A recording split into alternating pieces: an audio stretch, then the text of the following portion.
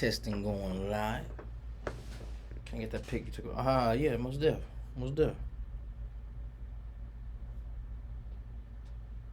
What's going on Facebook? I'm just testing, man, to make sure that the live stream is going well. Oh, it's easy to go.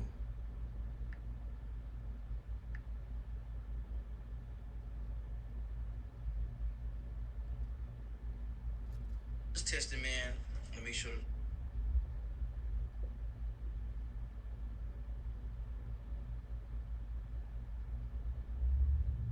See, I don't like how that light is in there. EJ Smith, what's happening, baby? Bro, I'm at the office, man, working on some photos. We working on some photos. Bro, I need to. D Nice, what's up, man? What's going on with you?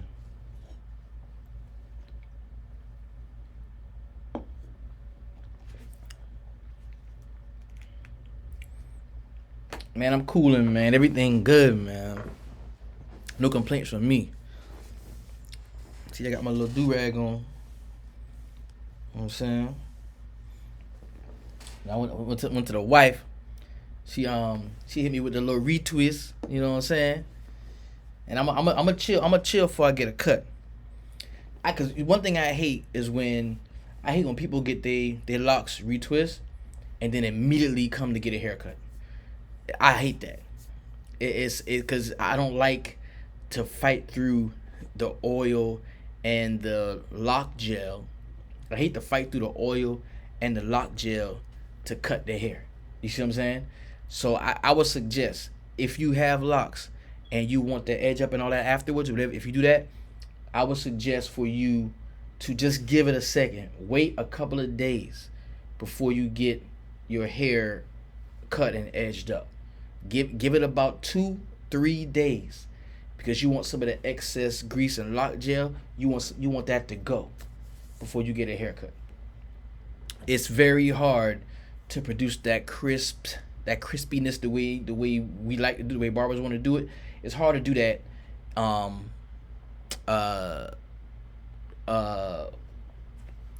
fresh off a retwist, because the stuff is there. So what I did was, I got my baby girl. I got her to comb me out a little edge up, because my thing. My joints going back a little bit further than they used to. Yeah, that's right.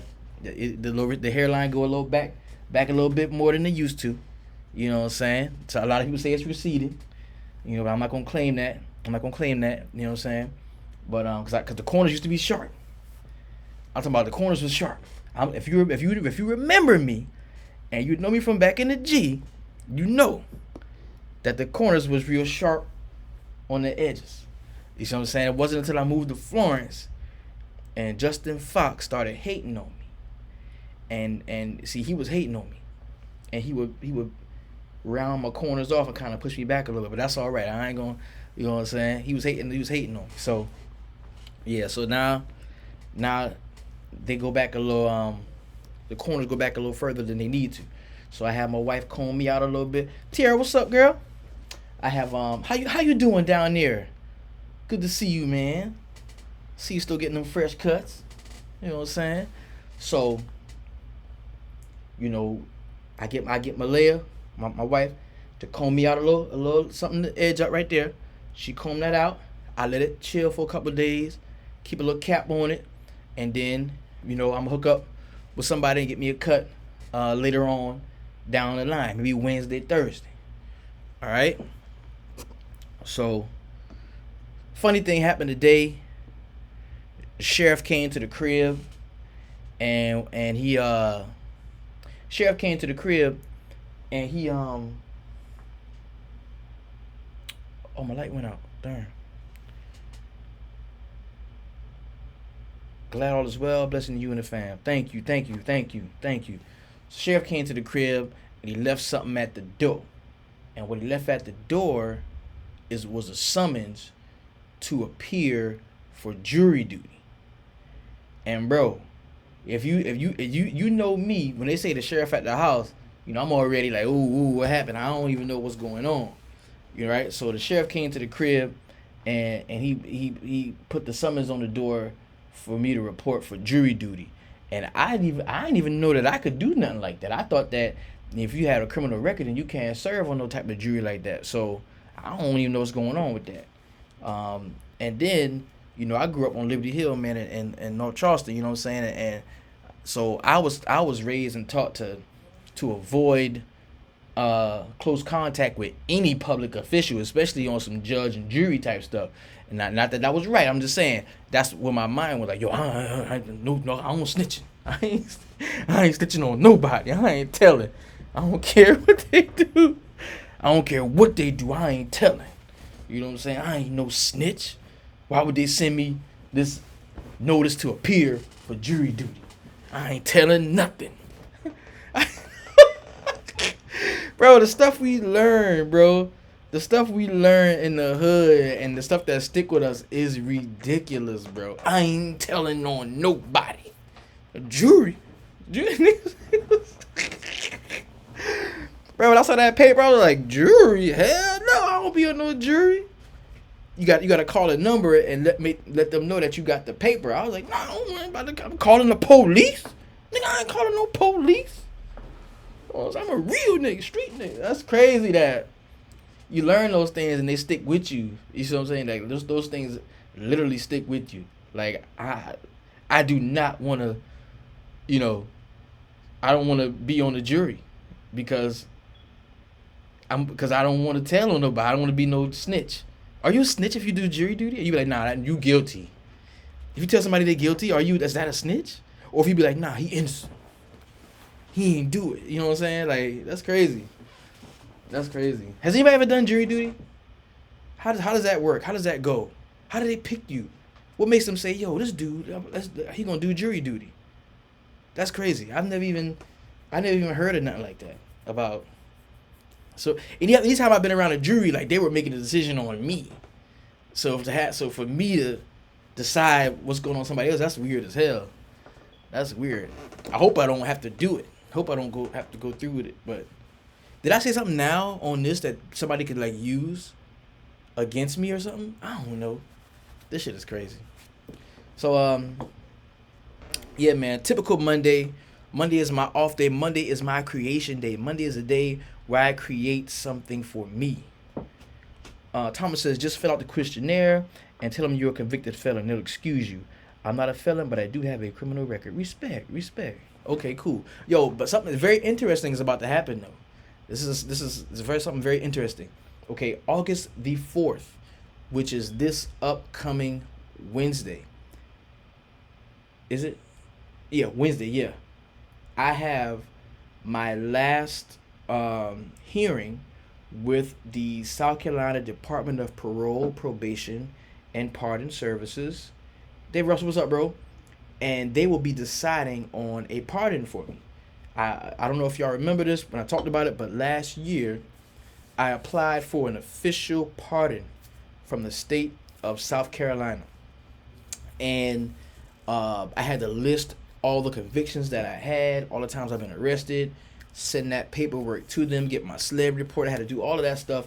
I had to get 3 letters of approval from an employment, from an employer, one from a personal reference, and one from a work reference. And I got those 3 letters. Shout out to the 3 folks that did that for me. Thank you. Y'all know who y'all are. And a year later, bro, they're going to be making a decision if they're going to give your boy a pardon. I know what they're going to ask me is, why do I want a pardon? Why is it important to me? And for a few reasons, it's very important to me. Number one, the first reason why it's important to me is I did my time. I pled guilty. I never lied. I never took a jury trial and tried to convince people that I didn't do something that I did do. Every time I got in trouble, I stood there like a man and I said, yes, Your Honor, it was me. I pled guilty. And I never, ever in my life implicated anybody else in any crime. I know we have this whole no snitching thing. I ain't talking about that. I'm just saying I never brought anybody else from the outside into something that I did and try to lessen my punishment by increasing theirs. Never did that. People can say a lot of things about me, the way I grew up and blah, blah, blah, all of that, but one thing you can never say about me, I ain't never told on nobody, ever. I am not a snitch. That's the one thing can't nobody, and you know, I didn't know I was asked. As a matter of fact, I went to prison one time because I didn't say nothing. That was the name of the charge. It's misprision of a felony. You know what I'm saying? So I went to jail for not snitching. So, but I didn't know anything, so I couldn't tell them people nothing that I didn't know. So, whatever. But anyway, so yeah, I always stood up like a man and took an account for my actions, and and I want to get that off me. Like, I want to get that whole thing off me. I want to get the whole criminal history, like, I want to get it off me. Because the last time I was in trouble was in 2005. 2005. And that was, 16 years ago. So I have been completely out of, police engagement for 16 years.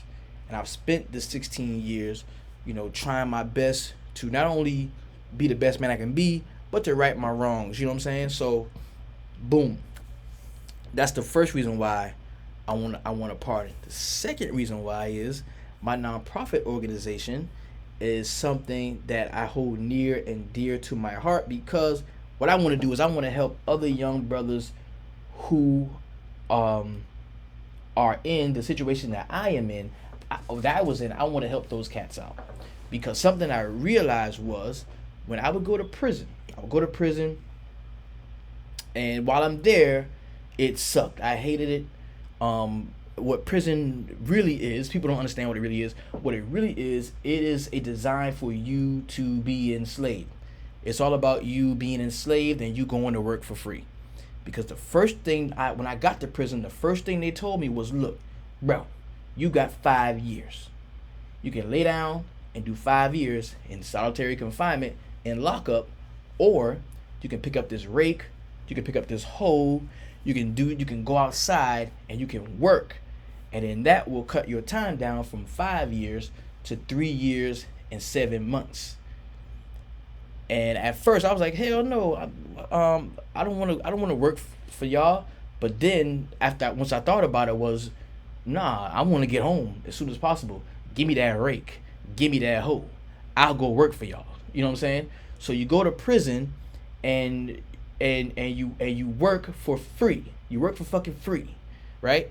So that's all they want. The dope game, the street life, the music, the drugs, the guns, all of this shit is only about getting people back there to work for free.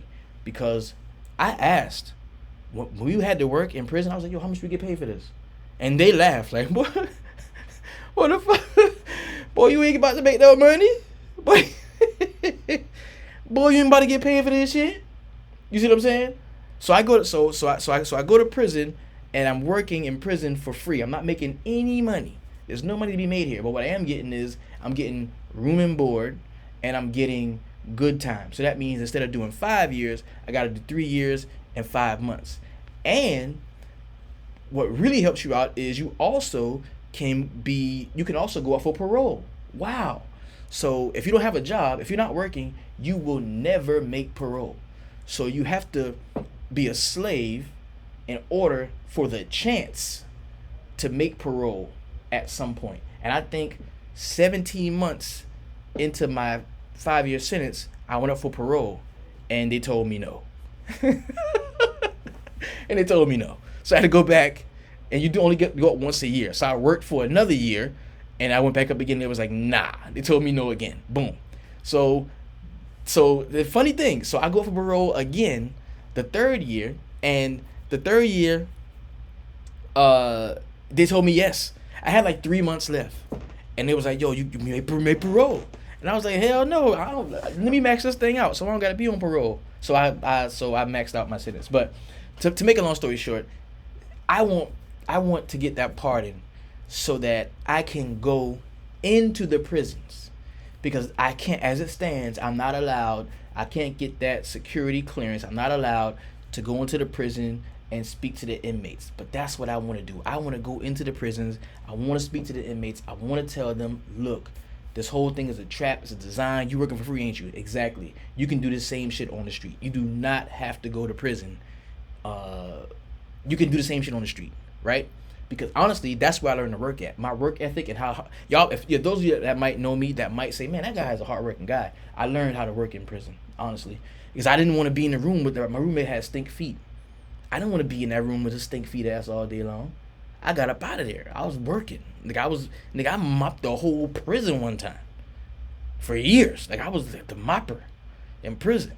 And when I came home out of prison, I got a job. I'll never forget. It was at the North Charleston Coliseum. They was like, what can you do? I said, shit, I can mop this whole fucking Coliseum. And that's what I did. That's what I did. North Charleston Coliseum, if you've been there and you've seen how clean it was around 2001, that was me. That was because of me. I was mopping the shit out of the entire North Charleston Coliseum. I was so happy to be home, so happy to be free. So, yes. So I want to pardon because I do want to go back and I want to speak to the young brothers that's in there, young brothers and sisters, and tell them that they don't have to do that. There's a better way. Thirdly, the issue that I kept having, right? This is why I kept going back to prison. While I was in prison, I would be sitting back, I'd be laying back in the bed, thinking about my family, thinking about all the people that told me, not to do what I was doing or do something different. Because when you out here in the street, the first thing you will say is, don't nobody love me. I'm out here, I'm getting it out the mud. I don't have nobody, right? That's what you tell yourself to keep going in that mind frame. I don't got nobody. I'm out here for solo, you know what I'm saying? But then when you get locked up and you sitting in the cell and you got time to really think, you be like, damn, I remember Mr. Johnson stopped me one day and was like, boy, you know better than this, you need to do something different. And then you be like, damn, I remember Mr. Carl used to always, when he stopped by to talk to my grandma, he used to always be like, boy, come here, let me tell you something. So you start to remember all the people along the way that was telling your dumb ass that you shouldn't be doing what you was doing. But see, when you out there running in the street, you don't have time to stop, look, and listen. You see what I'm saying? So while you back there, you should be thinking like, damn, man, all these people told me this was dumb and I probably shouldn't do this. But I mean, I did it anyway, so I'm here. So I want to be the person to make sure everybody knows, like everybody has at least heard one time, stop. You don't have to do this, right? So the problem that I kept having was I made parole in the same address that I normally got arrested in, okay? I grew up in a very affluent, gated community flowing with milk and honey in North Charleston off of East Montague Avenue. I'm lying. It was a shithole. It was a horrible place to grow up. Most of the people that I know and grew up with, they all went to prison. There's like 4 cats that I can name right now that I know for a fact that grew up with me that didn't go to prison. It's like 4 people. You know what I'm saying? So it was crazy. It was a horrible place to grow up. Sorry, Mom. I love you. You did your best. But it was a horrible place to grow up. And what ended up happening was I would always make parole in the same address that I would get locked up in. And when I would go to prison, I would refine my mind. I ain't going back. I'm going to do something different this time. I ain't going back to prison. I'm going home and I'm gonna walk a straight path. Let's go. Parole, baby. Let me get out of here. So I go home. I got this parole. I gotta go see my PO, and I get this job. I'm like, all right, cool, hell yeah. I'm gonna be good again. And then you realize that, like I always tell the story about Carla, my sister. She got me a job.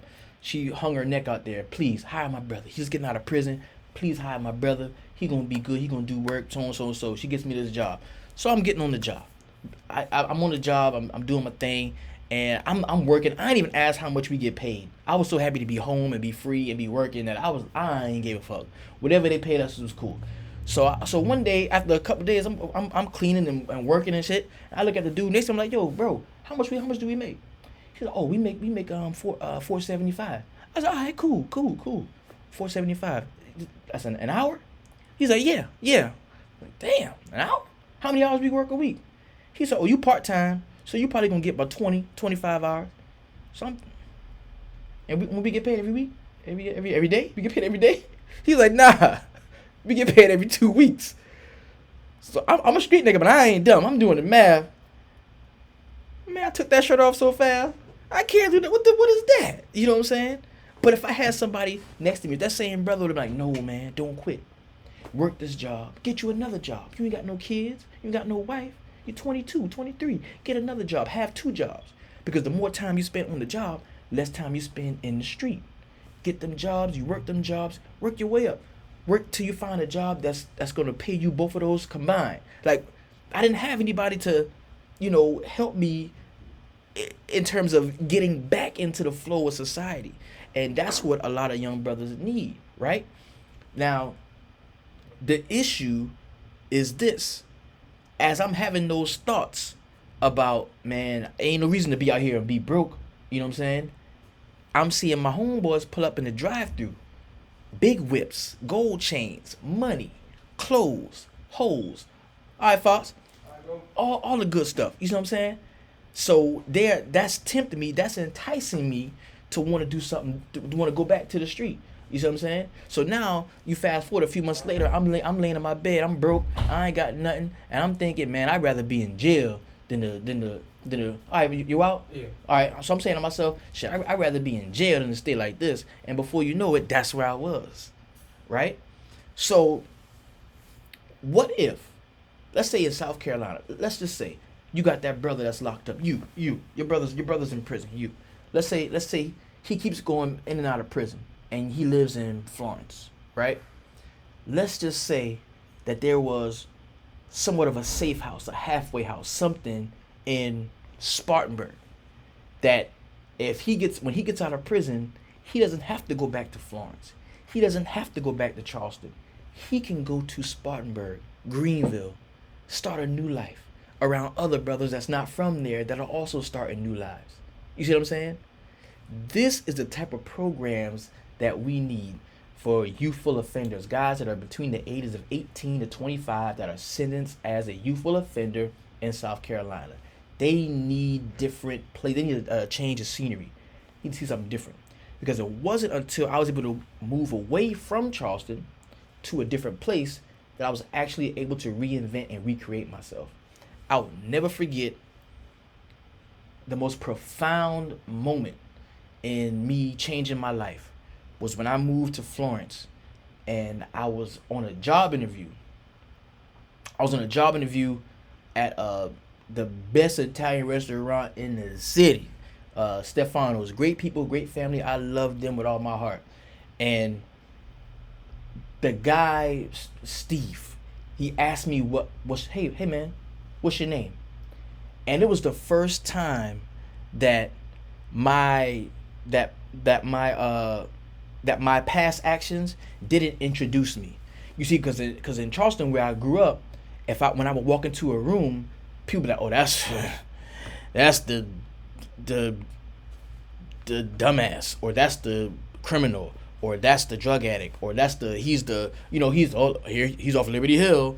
This is the guy from North Charleston. Like your past would introduce you, and when you were trying to live a different way, the fact that your past always would introduce you first, it made it hard to overcome that. So I never forget, man. I sat down with this brother for an interview, and he asked me what my name was. He didn't know. He didn't know my past. He didn't know anything. And I stood up and I shook his hand and I said, yo, my name is Maurice. My name is Maurice Simmons. You know what I'm saying? I ain't Mo. My name ain't Lil Mo. Mo Low off the hill. But that's not my name. My name is Maurice Simmons. You know what I'm saying? And when I said that, like it meant something to me. It was powerful. I was able right then and there to start on recreating myself. Phil, what's happening, baby? It was dope. I was able to start building the blocks that would recreate myself and make me the person that I am today. You know what I'm saying? So I think a lot of people, especially in South Carolina, need that opportunity, the opportunity to recreate themselves. You see, because your past, if your past continues to introduce you, man, you will never ever overcome that. It's so hard. So a change of scenery is always great. That's another reason why I want to have a party. The next reason why I would like to have a party is because I want to travel. I want to leave the country. I want to leave the country. Like my wife, she wants to travel. She wants to go and take the kids to different countries. The fact that I'm a convicted felon who hasn't been pardoned, I can't get a passport. I cannot get a passport. I want to travel. That's important to me. Traveling is important to me. I want to travel. The next reason is I want to be able to protect my family. I want to be able to have a gun. I can't have a gun. I can't have any weapons, like any firearms. I can't own a firearm because I'm a convicted felon. And if I get a pardon, then I can own a firearm to protect my family. I don't want to have a million guns. I don't want to walk around with guns. I don't want to shoot people. I don't want to do any of that. I just want to have a level of protection that is there in case my family and I need that type of protection. That's it. And yeah, so those are all the reasons that I want to be pardoned by the state of South Carolina, and hopefully it all goes well. Shout out to Rashad, man. Bro, you know what it is, man. You know what it is. So hopefully it all goes well, man. And it's August the 4th. I haven't gotten a time yet, but I will be in my office. It's crazy when I talked to the parole board. The last time I talked to these people, man, I was shackled in chains, bro. The last time I talked to a parole board, I was shackled in chains. And this time when I talk to them, I'm gonna be sitting in my business in my office. My office in my business. That's crazy. Just that right there should be enough to help anybody that is going through something with the criminal record challenges, or you have that sister, that brother, that cousin, that uncle, that friend that can't stay out of trouble. Like, just that right there. Just that right there, should be enough to help somebody. So yeah, man, that's what I got going on this week. This is a very exciting week, and of course I will